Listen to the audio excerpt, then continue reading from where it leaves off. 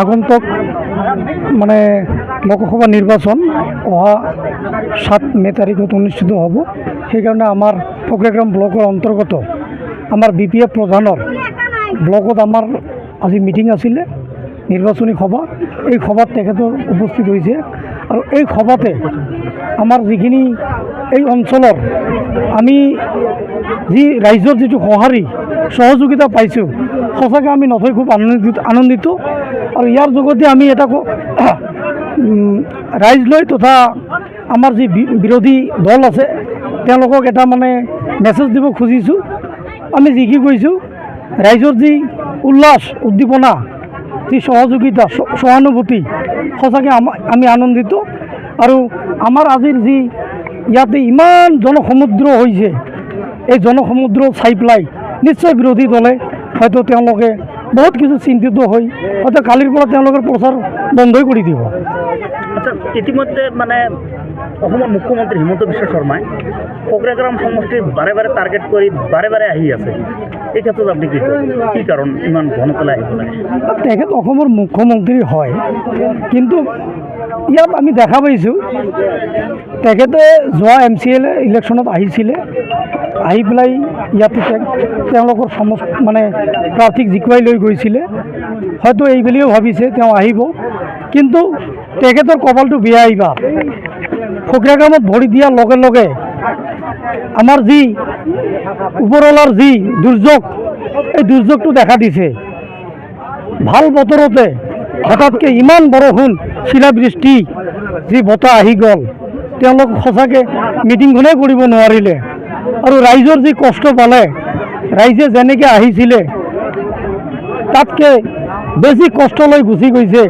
আৰু ৰাইজে এতিয়া মিটিঙৰ পৰা ওলাই যোৱাত আমি শুনা পাইছোঁ, ৰাইজে কৈছে যে বিজেপিৰ বা UPPL প্ৰাৰ্থীৰ জনৰ কপালটোৱে বেয়া।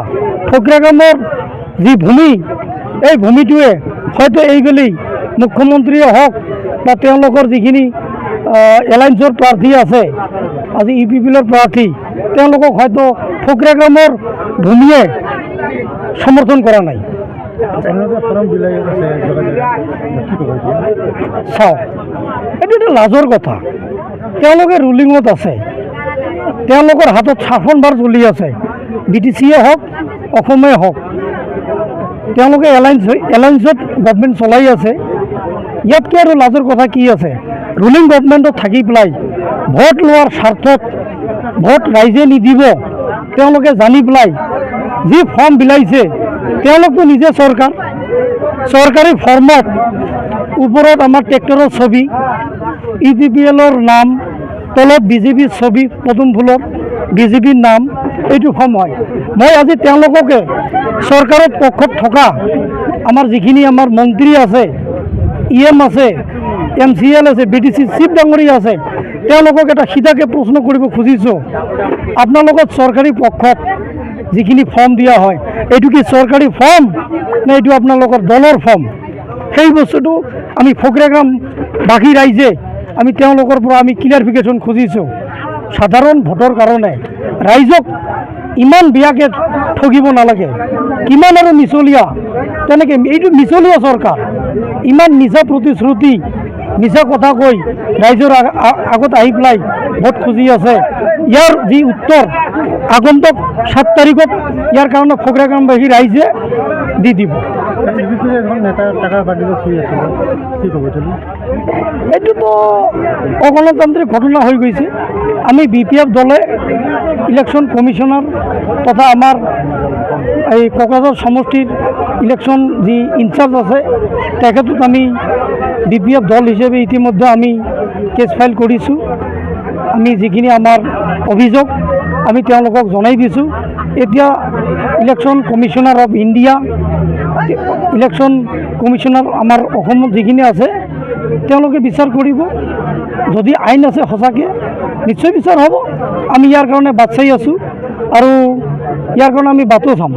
কিয়নো আইনটো অকল তেওঁলোকৰ কাৰণে, আমাৰ কাৰণে নহয়, এনেকুৱাতো নহয়। আইন সকলোৰ কাৰণে সমান হ'ব লাগিব। গতিকে আমিও এইটো কাৰণে চকু দি ৰাখিছোঁ, ইলেকশ্যন অফিচাৰে কি কৰে, ইয়াৰ ভূমিকাটো কি লয়, আমি চাই আছোঁ, লগতে আমাৰ ৰাইজেও চাই আছে। আচ্ছা, ইতিমধ্যে ইউপিপিএল আর বিজেপির মাজত এক সংঘাত চলি আছে, মানে হাগ্রামা মহিলা যে বারে বারে গাই আছে বিভিন্ন মেলে মিটিংয়ে। একচুয়ালি বিজেপিখিনি আপোনালোকক এইবাৰ ভোট দিব নেকি? তেওঁলোকৰ বিকল্প এটা কি আছে কওকচোন? আজি এলায়েন্স আছে, এওঁলোকে চৰকাৰ এলায়েন্স হিচাপত চৰকাৰ চলাই আছে। দৰং ওদালগুৰিত আপোনালোকে খবৰ লওক, আমাতকৈ আপোনালোকৰ বেছি চ'ৰ্চ আছে।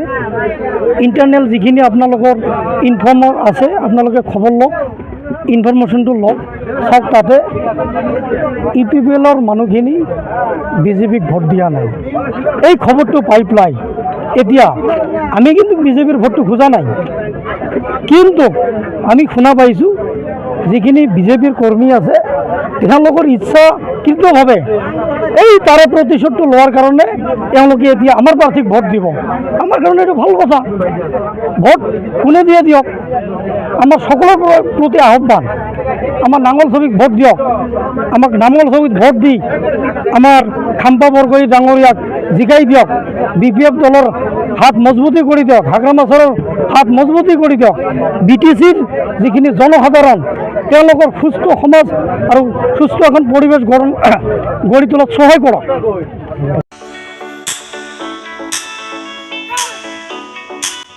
गेलेनायखौ मोजां मोनग्रा एबा गावबा गावनि गथ'खौ पेन्सिल सिलाट मार्शल आर्ट्सनि गोख्रों गेलेगिरि खालामनो सानग्राफोरनि थाखाय मोजां खौरां।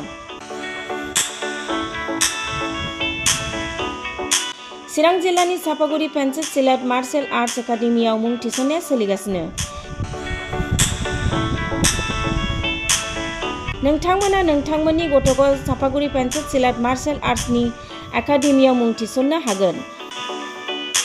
फोरोंनायनि जायगाया जाबाय सापागुरि लावज्रिपारा डगरपारा गेलेग्रा फोथार आरो बेरांगाव हास्रावबारि। मख'जाथाव दि सापागुरि पेन्सिल सिलाट मार्शल आर्ट्स एकाडेमिनि सोलोंसाफ्रा गुबुन गुबुन जायगायाव गेलेहैनानै जाफुंसारदों। नोंथांमोनाबो नोंथांनि गथ'खौ सापागुरि पेन्सिल सिलाट मार्शल आर्ट्स एकाडेमियाव मुं थिसननानै पेन्सिल सिलाट मार्शल आर्ट्सनि आखा-फाखा गेलेगिरि खालामदो। Sapaguri pencil सिलाट martial arts academy.